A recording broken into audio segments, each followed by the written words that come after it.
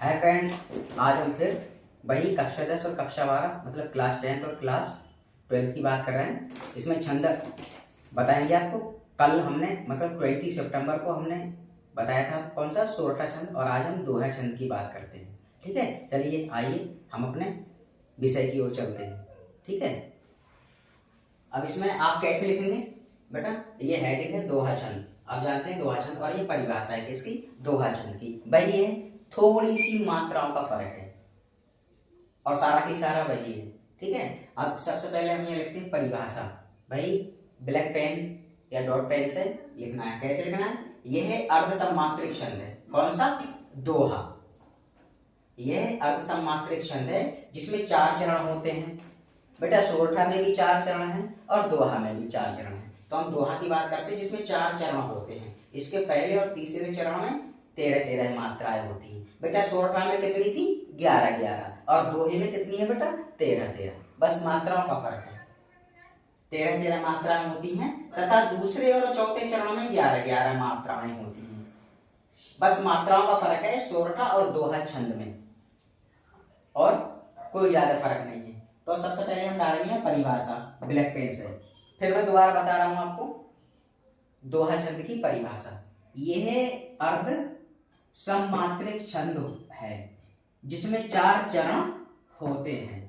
इसके पहले और तीसरे चरण में 13-13 मात्राएं होती है, तथा दूसरे और चौथे चरण में 11-11 मात्राएं होती हैं। ये तो हो गई आपकी परिभाषा किसकी? दोहा छंद की। ठीक है, अब इसका उदाहरण हम कैसे लिखेंगे? इसमें पानियां भी लगती हैं, मात्राएं भी लगती हैं, उसके बारे में हम बताएंगे। उदाहरण लिखेंगे आप कॉपी की एक लाइन छोड़ के, मतलब पहले परिभाषा लिखी, परिभाषा जब पूरी होती है आपकी तो कॉपी की एक लाइन छोड़ के दूसरी लाइन में से उदाहरण आप डालिए, ताकि थोड़ा गैप हो जाए बीच में, थोड़ा रास्ता दिखाई दे कि हाँ कि बच्चे ने परिभाषा भी लिखी है और उदाहरण भी लिखा है। ये नहीं कि यही आपकी क्या बोलते हैं परिभाषा खत्म हो गई और यहीं से उदाहरण डाल के और क्या बोले इसको लिखने लगे। तो उदाहरण अगर आप यहाँ से लिखोगे तो इसकी जो मात्राएं हैं तो ये यहाँ टच होंगी, इसमें दिखाई देंगी, फिर इसमें फंस जाएंगी, फिर एग्जामिनर को दिखाई नहीं देगी वो। तो इसीलिए एक लाइन यहाँ छोड़िए, दूसरी लाइन से आप स्टार्ट करिए। किसमें? कॉपी में जब आप लिखते हैं। तो अब उदाहरण पे आते हैं। परिभाषा तो ये हो गई किसकी? दोहा छंद की परिभाषा हो गई है। अब हमें एक लाइन छोड़ के यहाँ से उदाहरण डालना है। शायद आपको दिखाई देता होगा, यहाँ दिखाई दे रहा होगा काले से या क्या बोला ब्लैक पेन से। ऐसे उदाहरण डाल के यहाँ से परिभाषा लिखनी है, फिर मात्राएं लगानी है। कैसी लगानी है? अब हम बता रहे हैं आपको उदाहरण किसका? दोहा छंद का। ये उदाहरण डालेंगे यहाँ ब्लैक पेन से डालेंगे। तो कैसे लिखोगे उदाहरण? भाई एक लाइन छोड़ के मैंने बताया था अभी, गुरु गोविंद दो खड़े, गुरु गोविंद दो खड़े। अब इसमें पानियां आप कैसे गिनेंगे? 1 2। ये मैंने कल बताया था आपको सोरठा छंद में कि पानियां कैसे गिनी जाती, मात्राएं कैसे गिनी जाती है। 1 2, और इसको बेटा 2 पढ़ेंगे। मैंने कल बताया था आपको, मतलब 20 सितंबर को मैंने बताया था आपको, 20 सितंबर 2025, मतलब कल ही बताया था मैंने आपको। ठीक है, 1 2, और ये बेटा 2 पढ़ा जाएगा जो ऐस की तरह। ये 2 मात्राएं होती हैं, 1 2 और 2 4 और 2 6, 6 और 2 8 और 2 10 और 1 11 और क्या बोला है 2 13 मात्राएं होगी। किसमें बेटा? पहले और तीसरे चरण में। तो ये पहला चरण है, तो बेटा इसमें कितनी हो गई? इसमें आपकी 13 मात्राएं हो गई। ये 13 मात्राएं हो गई आपने। अब कौन सा मालूम कर रहा है? तीसरे चरण में। तीसरा चरण कौन सा? 1 2 3। तीसरा चरण ये तो हुआ, बलिहारी गुरु आपने, बलिहारी गुरु आपने। अब इसको फिर आप गिनिए 1 2, और ये मैं बताया था इसके तरह है, ऐस के तरह है, तो ये 2 मात्राएं गिनी जाएंगी। तो 2 1 2 और 2 और 2 4 और 2 6, 6 7 8 8 9 9 और 2 कितनी होगी बेटे? 11 और 2 13 13 इसमें भी होगी आपकी क्या चीज? मात्राएं। मात्राएं होगी, मतलब इसमें क्या मालूम कर रहा है वो? ये कह रहा है पहले और तीसरे चरण में। पहला ये हो गया और तीसरा ये। ठीक है, तो पहला चरण ये हो गया, इसमें भी 13 मात्राएं हो गई, और तीसरा ये हो गया बलिहारी गुरु आपने, इसमें भी 13 हो गई। कितनी? 13 मात्रा, 13 इसमें और 13 इसमें, मतलब पहले में 13 और तीसरे में 13 क्या चीज? मात्राएं। अब बात करते हैं दूसरे और चौथे चरण की। दूसरा कौन सा है? ये वाला, और चौथा ये वाला। तो दूसरा करते हैं, काके लागू पाए, काके लागू पाए। तो देखिए काके लागू पाए, 2j और 2j 4, 2j और 2j 4 और 4 8, 8 और 2 10 और 1 11। कितने हैं बेटा? दूसरे, दूसरे में कितनी है बेटा? दूसरे और चौथे में, दूसरे और चौथे में। दूसरा ये हो गया आपका, दूसरा दूसरे और चौथे में। तो दूसरा ये हुआ काके लागू पाए। तो बेटा इसमें कितनी हो गई? हमने बताया था 11 मात्राएं ये होगी आपकी। कितनी? 11 मात्राएं आपकी ये होगी। अब मालूम करा वो चौथे चरण में। चौथा चरण क्या हुआ? 1 चरण, 2 चरण, 3 चरण और ये चौथा चरण। ठीक है, चौथे चरण में कितनी? गोविंद दियो बताए, गोविंद दियो बताए। अब इसको गिनेंगे हम, 2 3 4 5, 5 और 2 7, 7 और 1 8, 8 और 2 10 और 1 11, 11 मात्राएं ये हो गई आपकी। ठीक है, 11 होगी। मैं दोबारा फिर आपको परिभाषा बता रहा हूं इसकी कैसे लिखेंगे। ये परिभाषा भाई आपको क्या बोलते हैं उसे डालना है ब्लैक पेन से या डॉट बाल पेन हो। यह अर्ध मात्रिक छंद है जिसमें 4 चरण होते हैं। 4 चरण कौन से होते हैं? ये होते हैं 1 2 3 4, 4 चरण हो गए, तभी तो लिखा है जिसमें 4 चरण होते हैं। इसके पहले और तीसरे चरण में पहला कौन सा बेटा जी? गुरु गोविंद दो खड़े, इसमें 13 होगी। ये मैंने गिन के बता दिया आपको। दोबारा मैं फिर बता रहा हूं, 1 2, 2 और 2 4 6, 6 8 10, 10 और 1 11 और 2 13, 13 होगी। क्या है जो पहले और तीसरे चरण में? पहला चरण कौन सा है बेटा? ये वाला, गुरु गोविंद दो खड़े। ठीक है, इसमें 13 होगी। अब कौन से में? तीसरा चरण, 1 2 3, बलिहारी गुरु आपने, बलिहारी गुरु आपने। कितनी बेटा? 13 13 है। अब इसमें देख, बलिहारी गुरु आपने 1 2, 2 और 2 4 और 2 6 7 8, 8 10 11 और 2 13, 13 होगी बेटा। इसमें क्या? पहले और तीसरे चरण में, पहला चरण ये, इसमें 13 हो गई। और तीसरा चरण बेटा ये 1 2 3, तीसरा चरण ये 13 हो गई।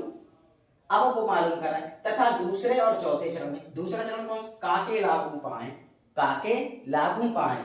तो इसमें देखो ये 2 गिना जाएगा, 2 और 2 4 और 2 6, तो 8 और 2 10 और 1 11, 11 मात्रा होगी। किसमें? दूसरे, दूसरा चरण हो गया 1 2 2। अब ये चौथे चरण में, चौथा चरण कौन सा बेटा? 1 2 3 4, चौथा ही हो गया। चौथे चरण में, यानी कि इसमें दूसरे चरण में भी और चौथे चरण में कितनी थी? 11 11 मात्राएं होती हैं। अब गोविंद दियो बताए, अब गोविंद दियो बताए, 2 ये हो गया, 2 3 4 5 और 2 7, 7 और 1 8, 8 और 2 10, 10 और 1 11, 11 मात्राएं होगी। ठीक है, क्या कह रहा है वो?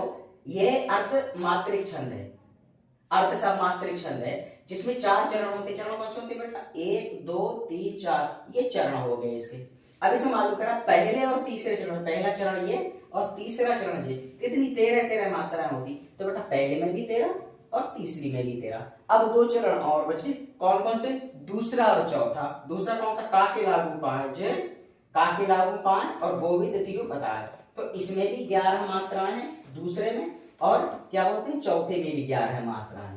ऐसा लिखना है आपको, ऐसा लिखेंगे। कभी कभी क्या होता है एग्जामिनर आपसे परिभाषा उदाहरण सहित लिखवाता है, मतलब इसकी परिभाषा भी लिखनी पड़ेगी जैसे कि मैंने बताया है। ऐसी बिल्कुल परिभाषा बड़ा अच्छे ढंग से लिखना। अगर ऐसी लिखेंगे तो पूरे के पूरे नंबर एग्जामिनर दे देगा।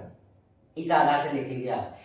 परिभाषा भी मालूम कर लेता है, वो पूछ सकता है कि दोहा छंद की उदाहरण सहित परिभाषा लिखिए, तो आपको परिभाषा भी लिखने हैं और प्लस उदाहरण भी लिखना है। और कभी कभी क्या कहता है, क्या बोलते हैं उसमें एग्जामिनर उदाहरण दे देता है, किसका? दोहा छंद या सोरठा छंद। तो आप पानी गिन के उसको बता सकते हैं कि इसमें कौन सा छंद का उदाहरण है। ठीक है, समझ गए होंगे सादा बात। इसमें क्या है, उदाहरण दे देता है, उदाहरण में पूछता है कि इसमें किस छंद का प्रयोग किया गया है। तो आप जानते हैं कि छंद क्या है? सोरठा छंद और दोहा छंद। कल हमने सोरठा छंद पढ़ाया था और आज भी दोहा छंद पढ़ाते हैं। तो ये परिभाषा हो गई और ये उदाहरण हो गया। शायद आप समझ गए होंगे। अब आपको बड़ा इजी लगने लगा होगा पहले क्या बोलते हैं, बच्चे डरते हैं कि सर नहीं हो पाएगा, मात्राएं कैसे लगेंगी, कैसे पहचाना जाएगा। पहचानने का सारा तरीका मैंने आपको बता दिया। ऐसे ही लिखेंगे, आपको मात्राएं ऊपर लगाना होती हैं, एक लाइन छोड़ के एक लाइन में ये मात्राएं लगी और दूसरी लाइन में आपके लिए लिखा हुआ आ जाएगा का के लागू पाए उदाहरण में। ऐसे एक तरफ मात्राएं और एक तरफ आपका क्या बोलते हैं, क्या होता है, चरण लिखे जाते हैं। ऊपर मात्राएं नीचे चरण, फिर ऊपर मात्राएं और नीचे चरण। इस तरकीब से आप लिखेंगे। कोई बहुत बड़ा काम नहीं है कि आपसे नहीं होगा। ये 12th और क्या बोलते हैं 10th क्लास का सिलेबस है, आप पढ़ लेंगे तो शायद आपकी समझ में आ जाएगा। और ऐसा ही लिखना है आपको, कोई विशेष बात नहीं है कि इसमें समझ में नहीं आएगा। और आपको ये समझिए, अब आपके मन में क्या बोलते हैं ये कि सर ये क्या लगा है, ये बेटा तुक होता है। तुक, तुक का संकेत करता है। तुक का संकेत क्या करता है, जैसे आपने 4 चरण है, 4 चरण लिख दिए, गुरु गोविंद दो खड़े, आप यहाँ रुकेंगे, रुकेंगे यहाँ आप रुकेंगे, गुरु गोविंद दो खड़े। ये क्या है बेटा, ये रुकने की चीज होती है, जिसको हिंदी में तुक कहते हैं। सोरठा में हमने बताया था कि जहां यति आती है, यही पर क्या बोला, तुक होता है। तो रुकने की चीज होती है, सांस लेने की चीज, विराम लेने की चीज होती है कि गुरु गोविंद दो खड़े। अब ये नहीं कि आपने इसमें ऐसे पढ़ा गुरु गोविंद दो खड़े का के लागू का, ऐसे नहीं पढ़ना, एक एक चरण करके आपको पढ़ना है। क्या, गुरु गोविंद दो खड़े। अब ऐसे दूसरा शुरू होता है, यहाँ पूरा होता है, यहां से शुरू हुआ, यहाँ पूरा हो गया, अभी तो यहाँ विराम लगाया गया। गुरु गोविंद दो खड़े का के लागू पाए, तो इस चक्कर में यहाँ लगाया गया। ये यति है, यहाँ रुकने की चीज है, विराम लेने की, सस्ताने की, जिसको बोलचाल भाषा में कहते हैं कि हम स्कूल गए थे, बहुत दूर स्कूल था, तो हम रास्ते में सस्ता लिए, क्यों, गर्मी बहुत पड़ रही थी। अब ऐसे इसको है, ये क्या बोलते हैं, गुरु गोविंद दो खड़े। क्या है ये, रुकने की चीज है, ठहरने की चीज, यहाँ पूरा होता है आपका का के लागू पाए। ऐसे करना है आपको, ठीक है। कल हम फिर पढ़ाएंगे आपको इसी समय, किसी भी समय हम वीडियो निकाल सकते हैं, और निःशुल्क आपको पढ़ाते हैं, कोई चार्ज नहीं, कुछ नहीं। और अगर ये वीडियो पसंद आया तो हमारे चैनल को फॉलो, सब्सक्राइब और लाइक करिए।